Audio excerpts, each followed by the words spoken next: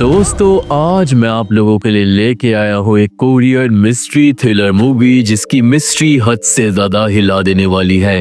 Movie का नाम है हेल्पलेस और कहानी में हम लोग देखेंगे एक लड़की की कहानी जो अचानक गायब हो जाएगी और उस लड़की की मिस्ट्री कमाल की थी। तो आप लोग वीडियो को पूरा लास्ट तक देखना।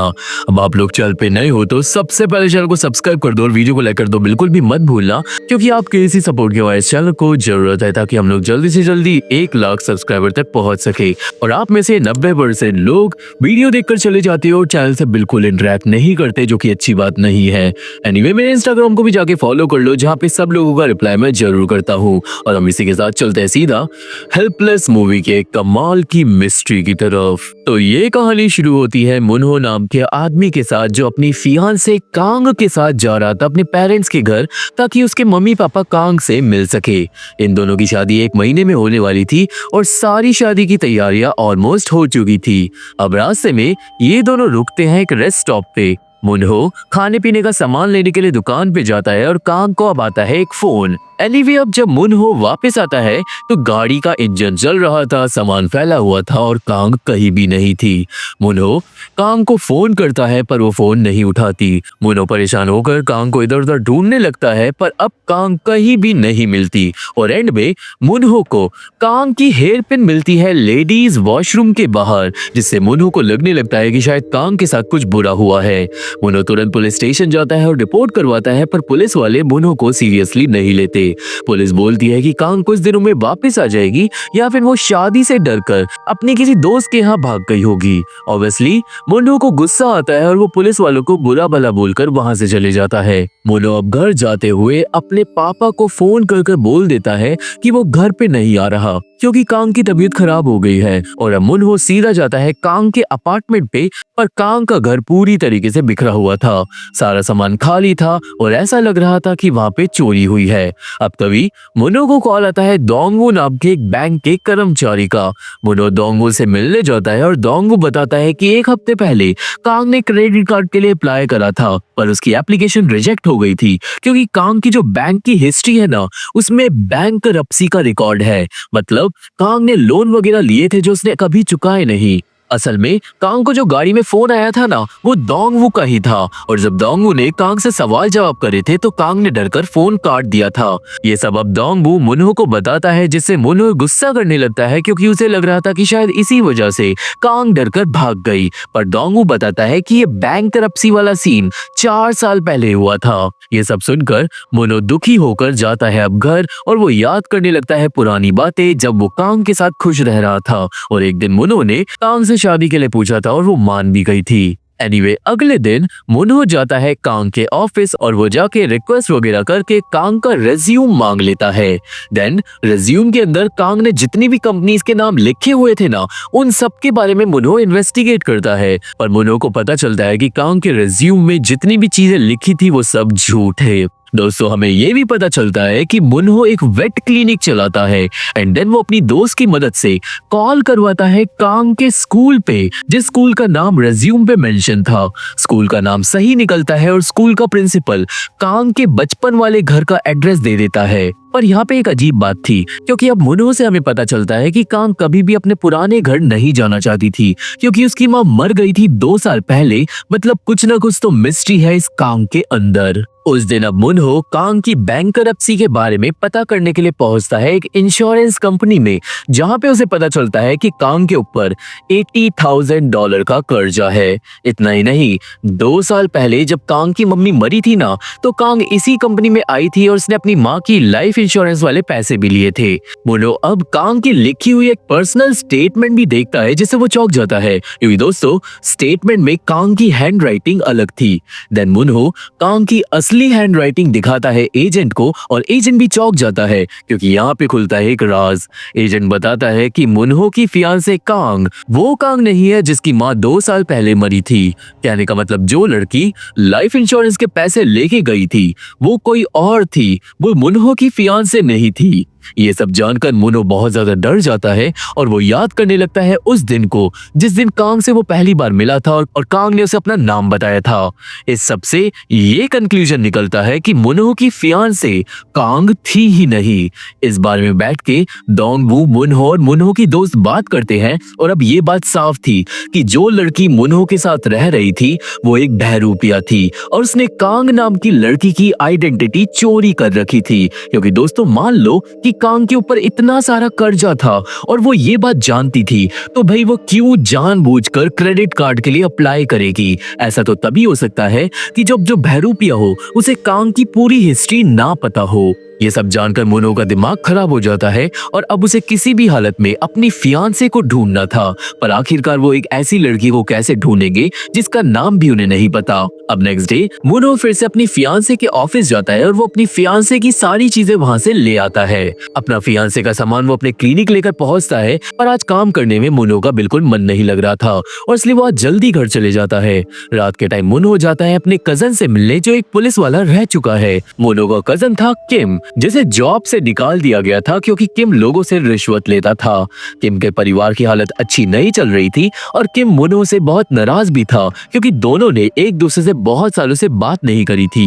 मुनो किम से माफी वगैरह मांगता है और इन दी एंड वो किम को मना लेता है अपनी फियांसे को ढूंढने के मिशन पे जाने के लिए क्योंकि इसके लिए मुनो किम को पैसे भी देगा। अब अगले दिन किम जाता है मुनहो की फियांसे के बिखरे हुए अपार्टमेंट पे और वहां पे वो इन्वेस्टिगेट करता है। और दोस्तों जिस तरीके से घर की हालत थी ना उससे लग रहा था कि किसी ने वहां पे चोरी नहीं की पर असल में जो मुनहो की फियांसे थी वो जल्दबाजी में घर से भागी है और इसलिए उसने घर के सामान को बिखेर दिया होगा। बट एक और बात अजीब थी, किम को पूरे अपार्टमेंट में मुनहो की फियांसी के एक भी फिंगरप्रिंट नहीं मिलते जिससे किम समझ जाता है कि शायद मुनहो की फियांसे कोई क्रिमिनल थी। मुनो की फियांसे ने पूरे घर से फिंगरप्रिंट्स मिटा दिए थे और वो लड़की अपने सारे कपड़े वगैरह पैक कर कर घर से भाग गई थी।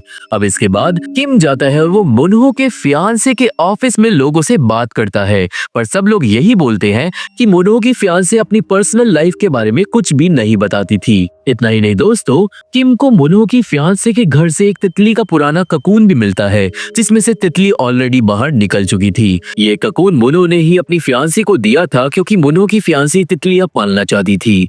एनीवे, इस केस से किम हो जाता है कंफ्यूज क्योंकि इस लड़की की ना फैमिली थी, ना दोस्त थे और ना ही फिंगरप्रिंट्स। इसके बाद किम बात करता है मुनहो की फियांसी की मकान मालकिन से जो कंफर्म कर देती है कि हाँ कांग घर छोड़कर भाग गई है और जाने से पहले वो मकान मालिकिन को थोड़ा सा सामान दे गई थी फेंकने के लिए।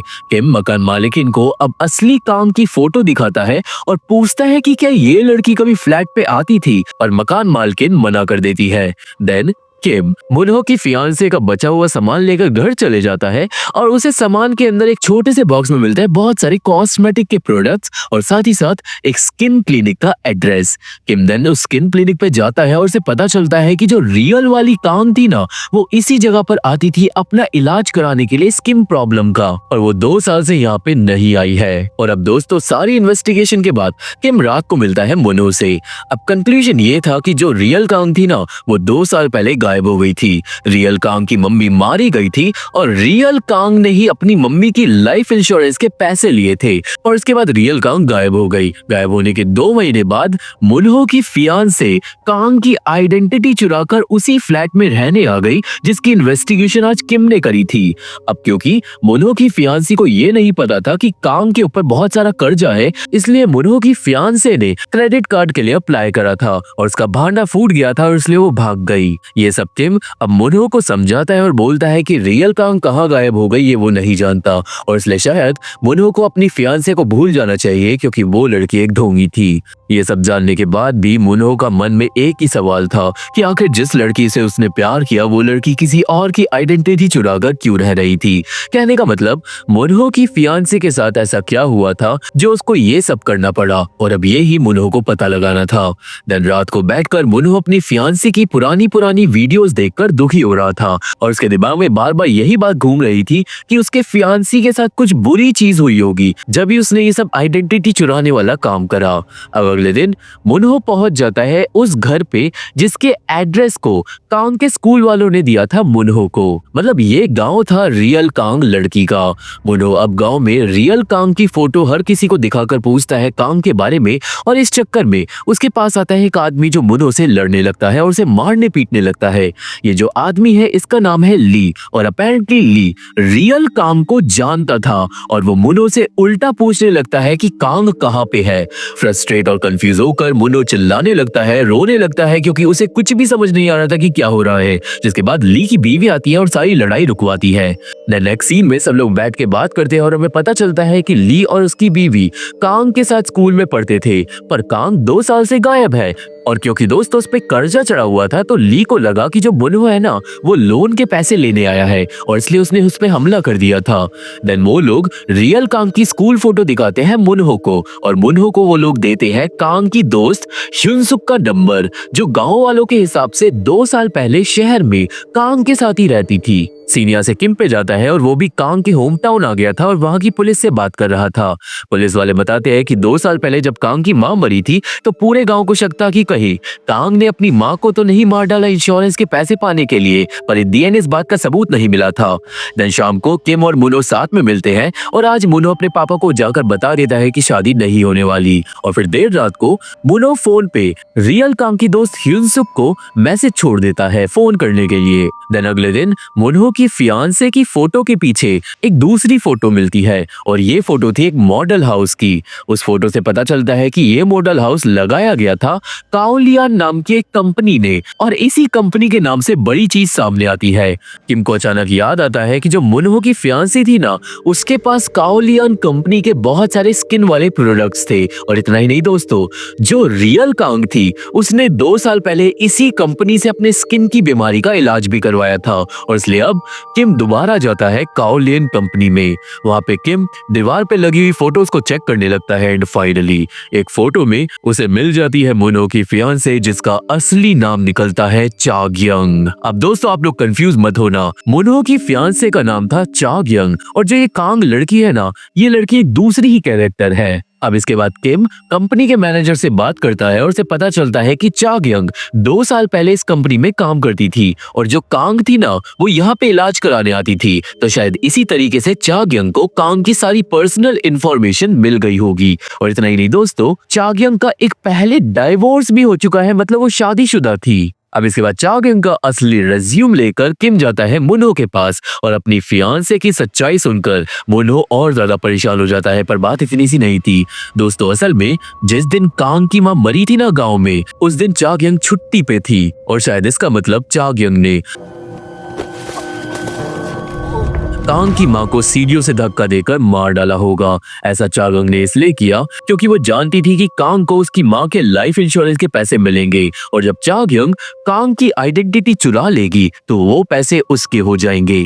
कहने का मतलब दोस्तों, चागयंग ने इस आइडेंटिटी चुराने वाले क्राइम को पूरी तरीके से प्लान कर रखा था और शायद चागयंग एक मर्डरर भी है। देन किम अगले दिन पता लगाता है कि चागयंग की मां बचपन में ही मारी गई थी, उसका पापा लापता है और चागयंग अपने पहले पति के साथ 1 साल के अंदर डाइवोर्स कर चुकी थी। और ऑब्वियसली ये सब जानकर अब मुनहो हो गया था और ज्यादा डिप्रेस्ड। पर उस रात को मुनहो को फोन करती है चागयंग। मुनहो तुरंत चागयंग को फोन पर बोलने लगता है कि सब ठीक हो जाएगा, प्लीज वापस आ जाओ। वो उसे समझाने लगता है कि वो दोनों मिलकर सब कुछ सॉर्ट आउट कर देंगे, पर चागयंग फोन काट देती है। हालांकि दोस्तों इससे साफ हो जाता है कि चागयंग भी मुनहो से सच्चा प्यार करती थी, वरना वो उसे फोन करती ही नहीं। सीढ़ियां से जाता है एक आदमी पे जो फिशिंग कर रहा था और अब वो नदी से बाहर निकाल लेता है एक बैग और ऑब्वियसली इस बैग के अंदर कुछ डिमोलिक होने वाला था। एनीवे उस दिन किम और मुनहो जाते हैं और वो मिलते हैं चागयंग के पहले पति से। उस आदमी का नाम था सियोंगजू और वो अब सुनाता है वो कहानी जो उसे चागयंग के बारे में पता थी। सियोंगजू के हिसाब से चागयंग एक अनाथ लड़की थी, पर उसका पापा जिंदा था या नहीं ये वो नहीं जानती थी। चागयंग के पापा पे बहुत करोड़ों का कर्जा था और क्योंकि वो लापता था तो लोन कंपनी वाले चागयंग को परेशान करते थे। एक दिन लोन कंपनी वालों ने चाग्यंग को किडनैप कर उसे अपने साथ ले गए थे और कुछ दिन बाद चाग्यंग बहुत बुरी हालत में, घायल हालत में एक गैस स्टेशन के पास बेहोश पड़ी मिली थी। जो भी चाग्यंग के साथ हुआ था उससे सियोंगजू को उस पर तरस आ गया था और इसलिए चाग्यंग से उसने शादी कर ली थी। पर शादी के कुछ टाइम बाद ही चाग्यंग के पीछे पीछे लोन कंपनी वाले घुस गए सियोंगजू के घर पे। बहुत ज्यादा घर पे हंगामा हुआ था, हाथापाई हुई थी और बेचारा सियोंगजू पुलिस को बुला बुला कर थक गया था क्योंकि पुलिस वाले भी कुछ नहीं करते थे। इन हंगामों की वजह से सियोंगजू की लाइफ बर्बाद हो गई थी और इसलिए 3 महीने बाद ही उसने चाग्यंग को डाइवोर्स दे दिया था। पर डाइवोर्स की असली वजह कुछ और थी। असल में दोस्तों एक रात को सियोंगजू ने चाग्यंग को देखा था प्रेयर करते हुए और वो भगवान से बोल रही थी कि प्लीज मेरे पापा का मर्डर करवा दो, क्योंकि दोस्तों अगर चाग्यंग का पापा मर गया तो लोन कंपनी वाले उसका पीछा छोड़ देंगे। एनीवे डाइवोर्स के बाद सियोंगजू ने चाग्यंग को $5000 दिए थे और फिर वो दोनों अपने अपने रास्ते चले गए थे। ये कहानी सुनाने के बाद सियोंगजू बताता है मीना नाम की एक लड़की के बारे में जो चाग्यंग की इकलौती दोस्त थी और जब चाग्यंग को लोन कंपनी वालों ने किडनैप किया था ना तो उसके बाद चाग्यंग कुछ टाइम तक मीना के साथ ही रही थी। अब इसके बाद मुनो और किम जाते हैं मीना से मिलने और मीना बताती है कि लोन कंपनी वालों ने चाग्यंग का रेप करा था और उसकी हालत बहुत ज्यादा खराब थी। इतना ही नहीं, डाइवोर्स के बाद चाग्यंग को एक बेबी भी हुआ था पर वो बच्चा चाग्यंग के पति का नहीं था, वो था किसी रेपिस्ट का बच्चा। वो बच्चा मारा गया था जन्म के कुछ टाइम बाद ही और बच्चे के मरने के बाद चाग्यंग सदमे में थी और हॉस्पिटल से 3 दिन तक बाहर नहीं निकली थी। पर अब यहाँ पे खुलता है एक और बड़ा राज। असल में दोस्तों चाग्यंग के बच्चे की मौत उस टाइम पे हुई थी जिस टाइम पे गांव में कांग की मम्मी सीढ़ियों से गिरकर मारी गई थी और इसका मतलब कांग की मां को चाग्यंग ने नहीं मारा था। और ये पता लगाने के बाद मुनो बड़ा खुश होता है क्योंकि उसकी फियांसे मर्डरर नहीं थी। वो खुशी के मारे रोने लगता है और अब रात को वो और किम घर जा रहे थे कंक्लूजन निकालकर। कंक्लूजन ये था कि बेचारी चाग्यंग के साथ बहुत बुरा हुआ था। उसके मम्मी पापा नहीं थे, बेचारी पे लोन शार्क वाले हमला कर रहे थे, उसका बेबी भी मर गया था और उसके पति ने उसे छोड़ दिया था। तो ऑब्वियसली चाग्यंग एक नई लाइफ स्टार्ट करना चाहती थी और इसलिए उसने कांग की आइडेंटिटी को चुरा लिया। पर दोस्तों आखिर कांग गायब कहाँ हो गई, इस बात का पता लगाने के लिए अगले दिन वो दोनों जाकर मिलते हैं कांग की 2 साल पुरानी वाली रूममेट ह्युनसुक से। अब ह्युनसुक सेम चीज बताती है कि कांग 2 साल से गायब है और गायब होने से पहले उसके पार्सल्स वगैरह, उसके मेल्स, उसकी चिट्ठियां, सारी चीजें गायब होने लगी थी जैसे कि कोई उसे स्टॉक कर रहा हो। ह्युनसुक के हिसाब से कांग को जो लाइफ इंश्योरेंस के पैसे मिले थे वो बहुत ज्यादा थे और कांग ने अपने माँ के लिए एक महंगा ब्यूरियल भी खरीदा था। ह्युनसुक फोटोज भी दिखाती है कांग की माँ के फ्यूनरल्स की एंड फाइनली एक फोटो में कांग के साथ थी चाग्यंग। और यहाँ पे खुलता है एक और राज। हम यहाँ से पास में जाते हैं और हम देखते हैं कि चाग्यंग कांग को स्टॉक कर रही थी। चाग्यंग उसके पार्सल वगैरह चुरा रही थी और चाग्यंग ने कांग की सारी पर्सनल इंफॉर्मेशन भी निकाल ली थी। एंड देन एक दिन चाग्यंग जानबूझकर कांग से टकरा गई थी और उसने कांग से दोस्ती कर ली थी। धीरे धीरे चाग्यंग कांग के क्लोज आकर उसको अच्छी तरीके से जान गई थी और वो समझ गई थी कि कांग बिल्कुल अकेली है और अगर वो गायब हो गई तो उसे कोई भी नहीं ढूंढेगा। जिसके बाद दोस्तों चाग्यंग ने एक रात को कांग को जान से मार डाला था। चाग्यंग ऐसा करना तो नहीं चाहती थी पर उस पे कोई और चारा नहीं बचा था। कत्ल करने के बाद चाग्यंग बिल्कुल टूट भी गई थी। तो भले ही चाग्यंग ने कांग की मां को ना मारा हो पर चाग्यंग ने कांग को तो जरूर मारा था ताकि उसकी आइडेंटिटी को वो चुरा सके। अब दोस्तों ऑब्वियसली अभी तक कांग की लाश नहीं मिली है तो ये प्रूफ नहीं हो सकता कि चाग्यंग मर्डरर है। ये पूरी कहानी किम अपने हेड को जाकर सुनाता है पर बिना प्रूफ के ये लोग कुछ नहीं कर सकते थे। किम भी पीछे पड़ जाता है, वो जब तक नहीं मानता जब तक हेड नहीं मान जाता एक प्रॉपर इन्वेस्टिगेशन स्टार्ट करने के लिए। कुछ दिनों में अब पुलिस को पता लगता है कि काओलियन कंपनी में चाग्यंग अकेले 122 कस्टमर्स को संभालती थी और 122 लोगों में से सिर्फ 2 लड़कियां सिंगल और अकेली थी। एक लड़की थी कांग और दूसरी लड़की थी लिम जो अब एक शॉपिंग सेंटर पे काम करती है। देन पुलिस लिम से भी बात करने जाती है और उन्हें पता चलता है कि अभी 2 दिन पहले चाग्यंग लिम से मिलने आई थी उसके शॉपिंग सेंटर में, जिससे ये साफ हो जाता है कि अब चाग्यंग लिम की आइडेंटिटी को चुराना चाहती है ताकि वो एक नई जिंदगी स्टार्ट कर सके। और ऑब्वियसली ये सब देखकर मुनो का दिल बार बार टूट रहा था। देन मुनो और किम जाकर मिलते हैं लिम से और लिम बताती है कि चाग्यंग तो उसकी बहुत अच्छी दोस्त बन गई है रिसेंटली और वो दोनों इस संडे को एक मैजिक शो भी देखने के लिए जा रहे रहे हैं। कहने का मतलब दोस्तों, चागिंग ऑलरेडी लिम को मारने का प्लान कर चुकी है, पर अब पुलिस का भी एक दूसरा प्लान था। वो लोग चागिंग को पकड़ लेंगे मैजिक शो पे ही, क्योंकि हाँ, चागिंग एक मर्डरर है जो साबित हो गया था, क्योंकि पुलिस को मिल गई थी एक लाश सूटकेस के अंदर जो नदी से निकाला गया था। वो लाश थी कांग की, और इसलिए अब चागिंग को पकड़ना बहुत ज्यादा इंपॉर्टेंट हो गया था। नेक्स्ट डे मैजिक शो के टाइम पे पुलिस वाले हर जगह तैनात खड़े थे, पर चागिंग वहां पे आती ही नहीं, और सीन जाता है मुनो पे जो क्लिनिक पे था। अब दोस्तों, इस मूवी में ना हमें बार बार हुडो नाम की एक औरत के बारे में बताया गया है जो अपने कुत्ते का इलाज मुनो से ही कराती थी। आज हुडो ने ट्रेन स्टेशन पे मुनो की एक दोस्त को बुलाया था, क्योंकि उसे एक घायल बिल्ली मिली थी और हुडो क्लिनिक पे नहीं आ सकती थी उसका इलाज कराने के लिए, क्योंकि दोस्तों हुडो को अपनी एक दोस्त के साथ घूमने जाना था। ये बात सुनकर मुनो कंफ्यूज हो जाता है, क्योंकि हुडो एक अकेली औरत है और उसका कोई दोस्त नहीं था। और यहाँ पे मुनो को पता चलता है कि हुडो की एक नई दोस्त बनी है कुछ दिन पहले, और साथ ही साथ आजकल हुडो के पार्सल वगैरह गायब हो रहे हैं, जिससे साफ था कि चागिंग असल में हुडो की आइडेंटिटी चुराना चाहती है, लिम की नहीं। और जो भी ड्रामा चागिंग ने लिम के साथ करा वो इसलिए किया ताकि पुलिस कंफ्यूज हो जाए। ये बात समझ जाता है मुनो और वो तुरंत भाग कर जाता है ट्रेन स्टेशन।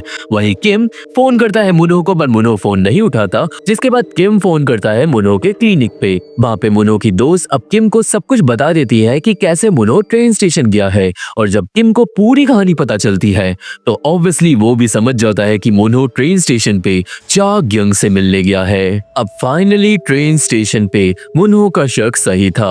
वहाँ पे पहले मुनो मिलता है हुडो से और वो चागिंग की सारी सच्चाई बता देता है हुडो को। देन हुडो घर जाने लगती है, इससे पहले इविल चागिंग उसका मर्डर कर दे, पर एस्केलेटर पे वो टकरा जाती है चागिंग से। हुडो चागिंग से डर कर भाग जाती है, जिससे चागिंग को शक हो जाता है, और फाइनली एस्केलेटर के ऊपर चागिंग के सामने आ जाता है मुनो, जिसे देखते ही चागिंग की बोलती बंद हो जाती है। हालांकि मुनो सच्चा प्यार करता था उस लड़की से, तो सबसे पहले वो चागिंग से पूछता है कि अगर उसने मर्डर करा हो तो, और चागिंग बता देती है कि हाँ उसी ने कांग को मारा था। वो इंसान नहीं, वो कूड़ा है, वो लाइफ में कुछ भी डिजर्व नहीं करती, वो बिल्कुल हेल्पलेस लड़की है। पर दोस्तों, मुनो इतना सब होने के बाद भी चागिंग को अपनाने को रेडी था। वो चागिंग को गले लगा लेता है और चागिंग भी समझ जाती है कि मुनो उससे सच्चा प्यार करता है। पर तभी किम अपनी पूरी टीम के साथ आ जाता है चागिंग को गिरफ्तार करने के लिए। अब इससे पहले पुलिस उसे पकड़ पाती, चागिंग सब कुछ छोड़कर भाग जाती है। तुरंत पुलिस और मुनो दोनों ही ढूंढने लगते हैं चागिंग को, और बेचारी चागिंग को भागते भागते याद आ रहा था कि कैसे उसने कांग का मर्डर कर दिया था। इन दी एंड चागिंग रुक जाती है, पर वो भी स्टेशन की छत पे, जहाँ पे पुलिस और मुनो दोनों ही पहुंचते हैं। पर एंड में चागिंग हेल्पलेस थी, उसे समझ नहीं आ रहा था कि वो क्या करे। वो रेलिंग पे चढ़ जाती है। मुनो चागिंग से बहुत रिक्वेस्ट करता है रेलिंग से उतरने की, पर चागिंग जानती थी कि उसने मुनो का दिल ऑलरेडी तोड़ दिया है, और इसलिए चागिंग वो ही करती है जो आप लोग समझ रहे हो। और मूवी के एंड में चागिंग मारी जाती है, और पुलिस वाले मुनो को पकड़ लेते हैं, क्योंकि मुनो प्यार में चागिंग के पीछे पीछे कूदने वाला था। और ये मूवी यहीं पे खत्म हो जाती है। तो ये थी एक्सप्लेनेशन हेल्पलेस मूवी की, जिसकी मिस्ट्री मुझे कमाल की लगी। आपको कैसी लगी मुझे कमेंट में जरूर बताना। ये मूवी देखनी है तो मेरे को टेलीग्राम चैनल पे ज्वाइन करना होगा, लिंक डिस्क्रिप्शन में है। पर अगर काम ना करे तो टेलीग्राम पे जाके मेरे चैनल का नाम डाल देना, वहां पे इस वीडियो को देख कैसे पाओगे वहीं पे पता चलेगा, तो जाके ज्वाइन कर लो। जाके इंस्टाग्राम को भी ज्वाइन कर लो, क्योंकि वहां पे मैं आप लोगों से बात करता हूँ और सबके रिप्लाई जरूर करता हूँ। और मैं आप लोगों से मिलता हूँ अपनी अगली वीडियो में, तब तक के लिए थैंक यू, बाय बाय।